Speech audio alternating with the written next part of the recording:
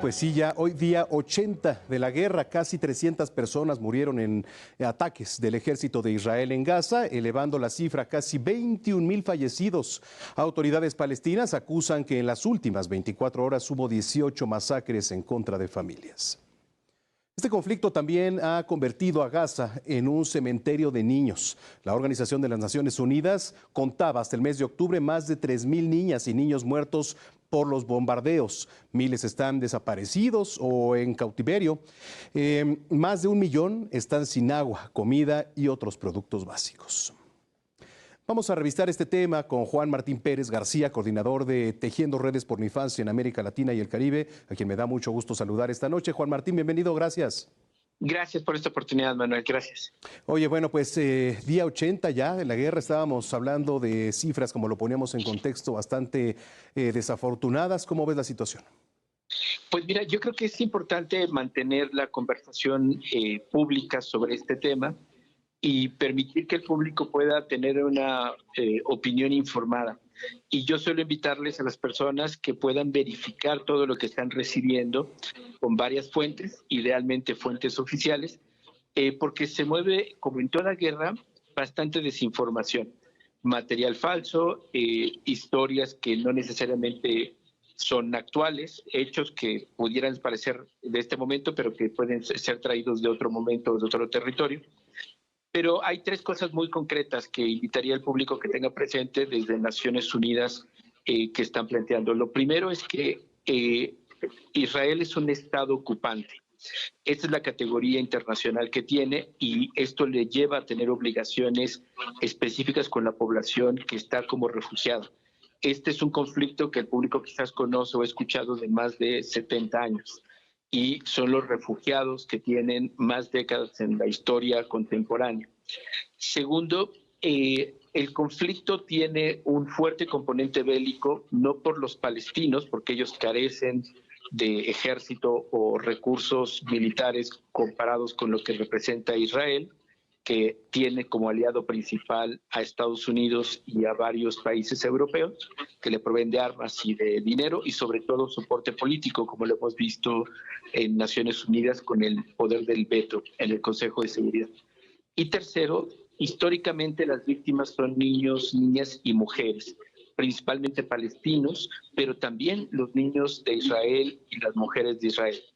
El Comité de Derechos del Niño de Naciones Unidas ya por varios años ha insistido al Estado de Israel en su carácter de Estado ocupante, que tiene la responsabilidad de garantizar la integridad de todas las y los palestinos. Ahí las detenciones sin juicio, sin proceso, son una práctica cotidiana. Un símil a los campos de concentración de la Segunda Guerra Mundial se vive desde hace décadas en esta zona bajo control del ejército israelí y hay muchísimas resoluciones de Naciones Unidas, denuncias internacionales, investigaciones que sustentan. Y pondría el acento ahí, Manuel, en términos de los niños. Niños de 8 años y adolescentes por miles están detenidos sin ningún tipo de proceso ni justificación. Esto es una de las principales recomendaciones que por mucho tiempo se le ha hecho a Israel de parte de las Naciones Unidas y específicamente la educación militarizada. Los niños y niñas reciben adoctrinamiento militar e ideológico para alimentar el odio. Por eso es que cuando uno escucha en entrevistas de lo que las personas jóvenes viven y piensan en Israel sobre lo que está sucediendo, lo normalizan, lo creen como incluso justo, con visiones religiosas y de otro tipo de cosas. Y creo que precisamente lo que tenemos que recordar es que todos los niños y niñas de Israel, de Palestina, tienen derecho a una vida libre de violencia. En Israel, libres de ser educados en odio, y en Palestina para no ser víctimas de bombardeos y masacres como la que estamos viviendo. El Consejo de Derechos Humanos, el Consejo de Seguridad, el pasado 22, emitió una resolución por primera ocasión después de varios intentos que establece la ayuda humanitaria urgente y amplia y también las pausas en los ataques. No se logró el acuerdo para un alto total, pero bueno, es un primer avance porque con los datos que aportabas, Manuel, el público podrá entender que estamos hablando de 1.8 millones de personas en altísimo riesgo, una cantidad ya indeterminada de personas asesinadas, son crímenes de guerra que se tendrán que investigar, ya hay varias denuncias sobre ello, pero lo importante, y cierro toda esta larga conversación en este apartado, Manuel, agradeciendo el espacio, de que sigamos hablando de niños y niñas en Gaza, porque el futuro de la humanidad, el futuro de Naciones Unidas y los derechos humanos está en riesgo si no se respetan los marcos internacionales que vinieron después de la Segunda Guerra Mundial, que vivieron crímenes tan horrendos como los que estamos viendo hoy en tiempo real y transmitidos pues sin ningún tipo de discusión ni de filtro a toda la población, incluida niños y niñas y personas jóvenes. ¿Qué tendría que pasar o qué se tendría que reforzar para que todo esto, pues digamos, tuviera un giro, ¿no? Porque ahorita, pues, las recomendaciones se daban desde antes, pero ahora con la guerra, pues, se vuelve quizá o se torna un poco más complicado. Efectivamente, Manuel, aquí claramente como se conoce la expresión gráfica del fiel de la balanza, quien puede reorientar esta situación es Estados Unidos. Recordemos que Estados Unidos tiene muchos intereses específicos en Medio Oriente, petróleo, seguridad, barcos, y Israel es su base, digamos, y aliado militar. Entonces, esta es una guerra que no solamente es del Estado y del ejército israelí, sino de Estados Unidos. Entonces, creo que tenemos que focalizar la exigencia hacia los Estados Unidos. Posiblemente esto se incremente con el proceso electoral que está en curso, pero claramente ahí es uno de los temas.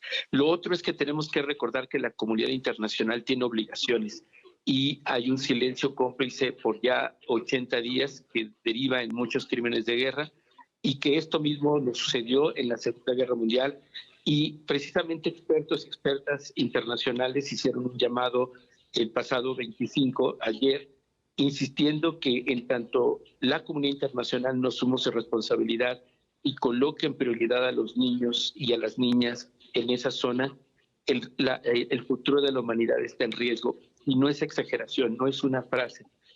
Los niños y niñas de ese territorio, si lo expandemos a la zona de Oriente, van a tener también reacciones, van a ser educados y van a crecer con este enojo, con esta situación no resuelta. Y ya lo hemos vivido en Europa, se está viviendo en los Estados Unidos.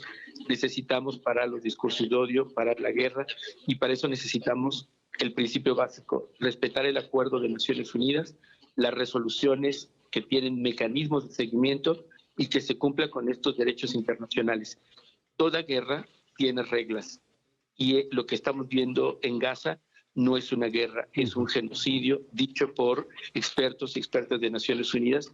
Reitero, tendrá que ser investigado por la Corte Penal Internacional como crímenes de guerra, tanto de Hamas como del ejército israelí, pero es claramente desproporcionado el poder militar y de fuego que tiene el ejército israelí con lo que están enfrentando los rebeldes en las calles de Gaza.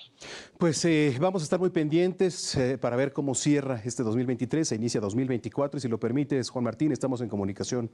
Muchísimas gracias por este espacio y felicidades para ti y para tu público. Igualmente, gracias, Juan Martín Pérez.